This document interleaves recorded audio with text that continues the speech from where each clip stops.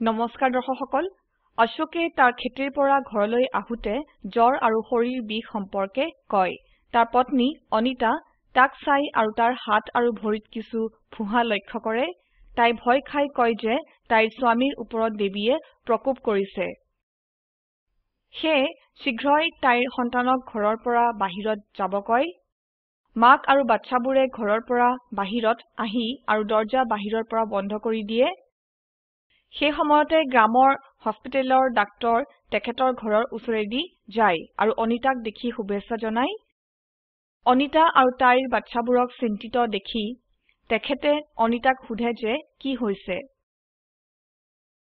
অনিতাই তাইৰ স্বামীৰ ওপৰত হোৱা দেৱীৰ প্ৰকোপ সম্পৰ্কে ডাক্তৰক কয় ডাক্তৰে অনিতাৰ স্বামীক চাবলৈ বিচাৰে কিন্তু অনিতায়ে ডাক্তৰক তাইৰ স্বামীৰ সৈতে দেখা কৰিবলৈ মানা কৰে ডাক্তৰে অনিতাৰ কথা নুশুনি ঘৰৰ ভিতৰত যায় আৰু অনিতায়ে সংকোচ কৰি ডাক্তৰক অনুসৰণ কৰে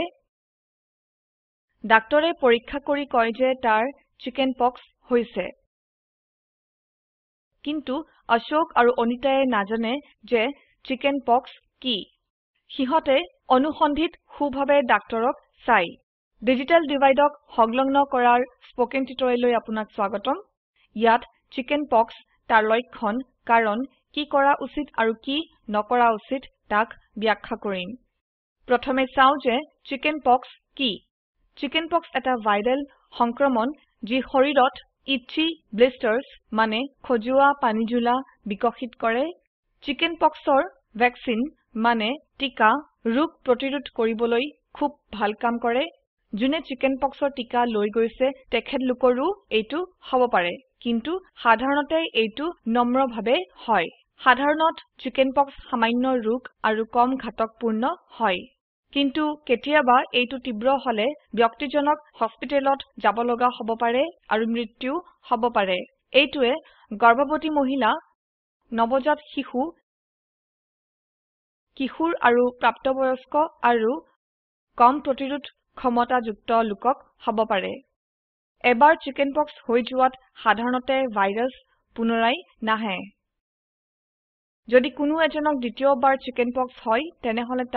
তাক শিংগলছ কোৱা হয় এতিয়া চিকেন পক্সৰ কিছু লক্ষণ চাও জ্বৰ যি দুদিন পৰ্যন্ত থাকে ৰঙা গৰম আৰু বেদনাপূৰ্ণ ছাল তীব্ৰ খজুতি যি ঘৰুৱা চিকিৎসা দ্বাৰা ভাল নহয়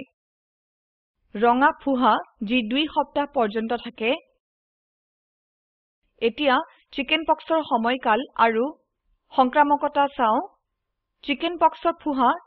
3 পৰা 5 দিনত তৈয়াৰ হয় আৰু 7 পৰা 10 দিনত শুকাই এইটো হোৱাৰ 1-2 দিনতে সংক্ৰামক হৈ যায় এইটো সংক্ৰামক হৈ থাকে যেতিয়ালৈকে সকলো ফুহা শুকাই নাযায় এইটো অত্যন্ত সংক্ৰামক আৰু এজনৰ পৰা অন্য এজনলৈ খুব সোনকালে বিয়পে এতিয়া চিকেন পক্সৰ কাৰণ চাও আপুনি এইভাবে চিকেন পক্স পাব পাৰে চিকেন পক্সৰ ফুহাৰ পৰা তৰল স্পৰ্শ কৰিলে বা চিকেন পক্সৰ ৰোগীয়ে আপোনাৰ ওচৰত কাহ বা হাঁচি দিলে ক্ষতি হ'ব পাৰে যদি আপোনাৰ আগতে চিকেন পক্স হোৱা নাই অথবা আপুনি চিকেন পক্সৰ টিকা নুলুৱাকে থাকিলে এতিয়া চাও যে চিকেন পক্স হলে আমি কি কৰা উচিত ডাক্তৰৰ সৈতে পৰামৰ্শ লওক যে এইটো চিকেন পক্স নে মহে বা পোকে কামুৰাৰ চিহ্ন পাতল আহাৰ খাব ঘৰত ৰান্ধা খাদ্য খাবলৈ পৰামৰ্শ দিয়া হয় প্ৰথম কেইদিনমান প্ৰতি 3 পৰা 4 ঘণ্টাত ঠাণ্ডা বা কুহুমীয়া পানীত স্নান কৰক স্নান কৰাৰ পানীত নিমপাত দিব এইটোৱে খজুতি কমায় স্নান কৰক আৰু শৰীৰ লাহেকৈ মুছক প্ৰচুৰ পানী খাব নাৰিকল বাৰ্লি বা অন্য কিছু যি শৰীৰ ঠাণ্ডা ৰাখে সংক্ৰমণক বিয়পাৰ পৰা ৰখাবলৈ আক্ৰান্ত ব্যক্তিৰ কাপোৰ বেলেগভাৱে ধুওক আপোনাৰ আগতে চিকেন পক্স যদি হোৱা নাই বা টিকা লগোৱা নাই এইটো লৈ লোৱা উচিত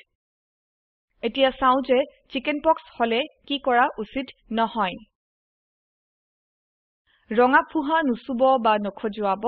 এইটোৱে ব্যাকটেৰিয়া সংক্ৰমণ আৰু দাগ কৰাব পাৰে অন্যান্য লোকক সংক্ৰমণৰ পৰা বচাবলৈ তেখেতলোকৰ পৰা দূৰত থাকক আমি টিউটৰিয়েলৰ শেষলৈ আহিছো মনত ৰাখিব ডাক্তৰৰ সহায়তা লোৱা সৰ্বদা উপযোগী হয় শুনাৰ বাবে ধন্যবাদ সুৰক্ষিত থাকক এই লিংকত উপলব্ধ ভিডিওটো চাওক এইটোৱে প্ৰকল্পক সংক্ষেপে বুজায়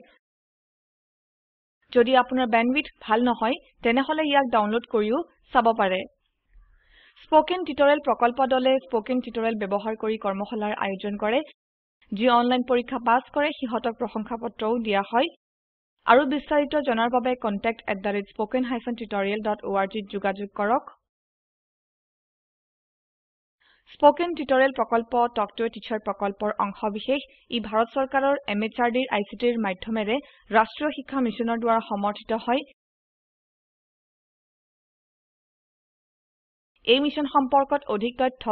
spoken-tutorial.org/nmeict-intro ওয়েবসাইটত পোৱা যাব